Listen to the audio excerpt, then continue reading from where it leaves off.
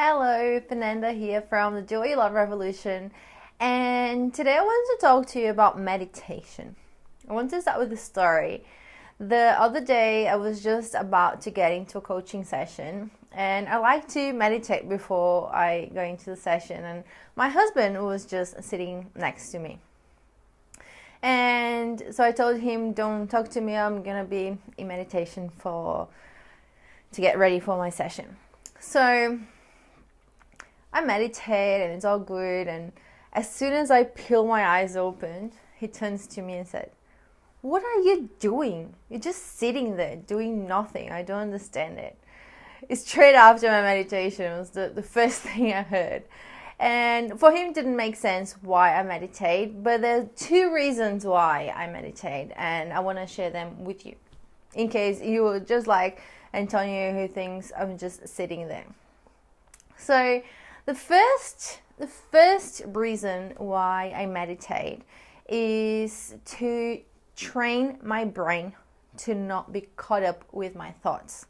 Because I learned from the book The Power of Now how much I attach myself to my thoughts, thinking that I am my thoughts, or that I have to act according to them, that I have to act according to them at any time. So meditating makes me practice having the thoughts and letting them go and not be attached to them. So for the 20 minutes that I'm sitting there, this is what I'm up to now. I can meditate for 20 minutes every day, and it didn't start with 20 minutes. I started with 5, and then sometimes I would get off. It's been pretty much a year of getting on it and getting off. But for the last 3 months, I've been consistently doing 20 minutes. And so for 20 minutes, I'm training myself to have the thoughts and letting them go. So sitting there is just, meditating is just not sitting there and thinking. And it's not sitting there and trying to not think. It's sitting there. The thoughts will come, especially at the beginning, because we don't have the practice of blocking them, and we're not supposed to block them. And as soon as the thought comes, you acknowledge it and let it go. So the way I meditate is I focus on my breathing. So I breathe in and breathe out and just feel the breathing throughout me.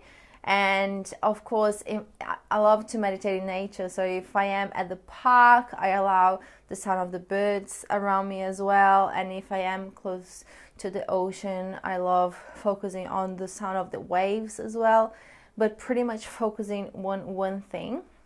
And when my thoughts come, because they do and they are random, I just realize that I'm thinking and go back to the sound and go back to the breathing.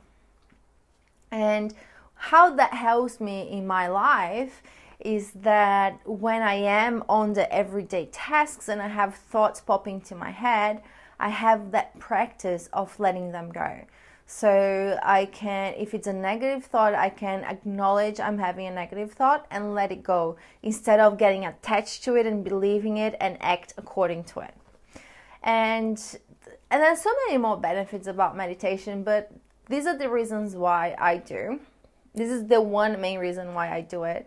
And then I have a second reason, which is a big one for me as well, and has to do with my spiritual practice.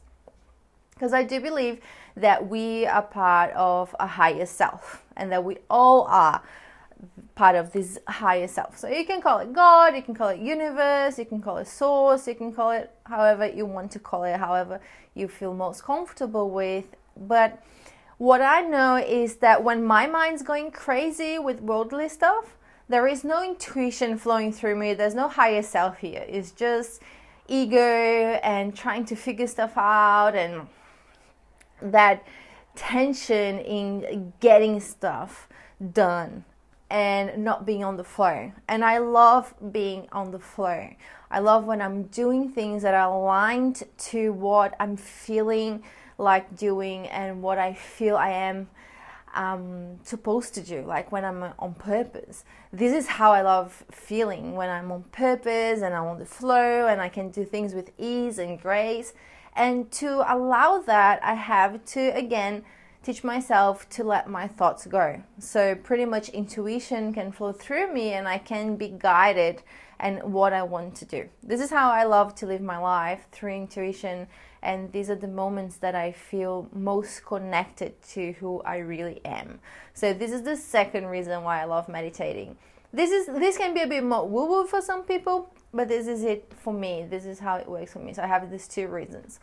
So I really wanted to share about meditation with you because I think it's such a big topic and there's so many people talking about it these days. And a lot of people are just like my husband that think, you're just sitting there. So if you thought we're just sitting there, this is my perspective on what we're doing. And you might try.